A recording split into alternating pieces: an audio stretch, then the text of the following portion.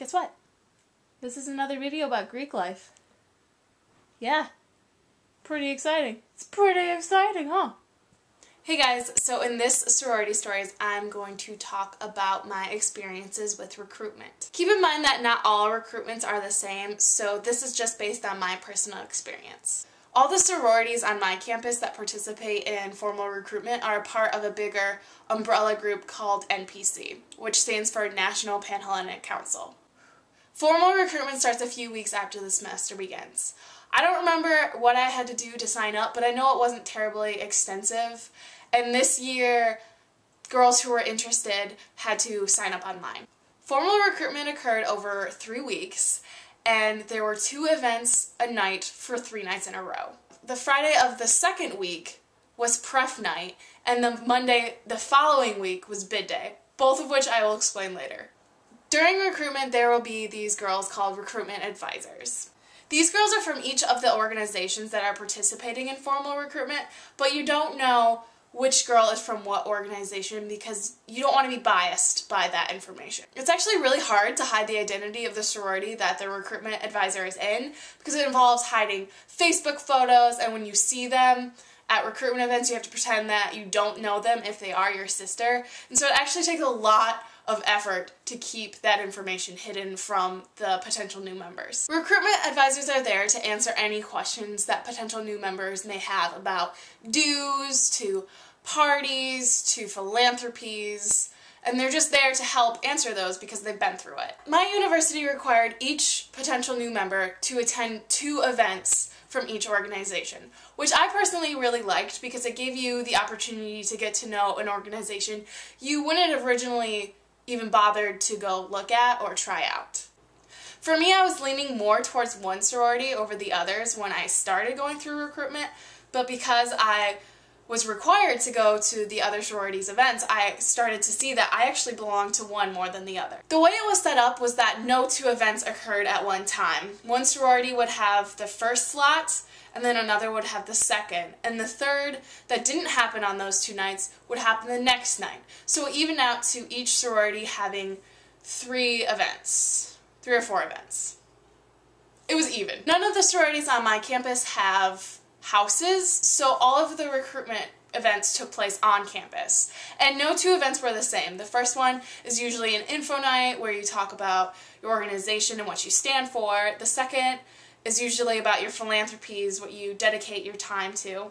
And the other ones are just fun get-to-know-you events. All the recruitment events had themes like Western or CSI, and always started off with one of those icebreaker kind of activities where you get to know everyone and you get a little more comfortable. Many potential new members would dress to the specific event's themes, but at my university, dress for recruitment is pretty casual. At these events, it's important to participate and have a good attitude, but it's also important to look at how the sisters are interacting. Not just with potential new members, but with each other. I instantly knew I didn't want to be part of one organization based on how the sisters interacted with each other. I know I'm a relatively quiet, reclusive girl, so going into these events, I knew I had to actively speak up and overcome the shyness. So many wonderful girls that are perfect for organizations can be overlooked because they're just too shy to speak up and to become known to the sisters. It's also important to remember that recruitment is a 2-way street. You're trying to impress the sorority, but they're also at the same time trying to impress you. It's vital to make sure that there's a balance. Acting like an organization should prove to you why you should choose them is not the right mindset. A sorority chooses you just as much as you choose them. The Friday after the second week of recruitment events was pref night. Pref night is by invitation only. After getting to know you through recruitment events and talking to you, a sorority will decide whether or not they want to extend an invitation to show you one of their rituals. You may be invited to all of the sororities' pref nights or just one. Don't get discouraged if you aren't invited to a specific organization's pref night. It just means that they weren't able to get to know you well enough to determine whether or not they wanted to invite you. Pref night is an amazing experience that differs from sorority to sorority. For most girls who are struggling between 1 or 2 organizations trying to decide which one they like best or feel fits them best, pref night is usually a pretty big deciding factor. Pref night is the point where recruitment is no longer about potential new members trying to leave a lasting impression on a sorority, but for the sorority to show the potential new members why their organization is so special. For me personally, after experiencing 2 different rituals at Pref Night, I knew immediately which organization was the one for me. After Pref Night, I was given a card in which I ranked my top sorority. Since I was only invited to 2 of the 3 Pref Nights, I could only rank the 2 sororities whose Pref Nights I was invited to. When matching occurs, this ranking is put into consideration along with the sorority's preferences in determining which girl gets a bid for what organization. If your school does recruitment like mine, you will only ever receive 1 bid. After Pref Night, you enter what is called the silence period. From when you rank the sororities to when you get your bid, you cannot discuss anything sorority related or Greek life related with any of the girls in any of the organizations. They are of course allowed to say hi to you in the halls or continue working on a group project if they're in your group. But the point of the silence period is allow time for potential new members to really think about which organization is best for them and to not have them being influenced by other sorority members. The following Monday, I went into the Greek life office to get my bid card and was thrilled to find out that I had received a bid from my top ranked sorority, Theta Phi Alpha. Later that evening, I signed my bid card and then attended my organization's bid day party. Bid day is just a party to welcome girls into the next step of their sorority experience.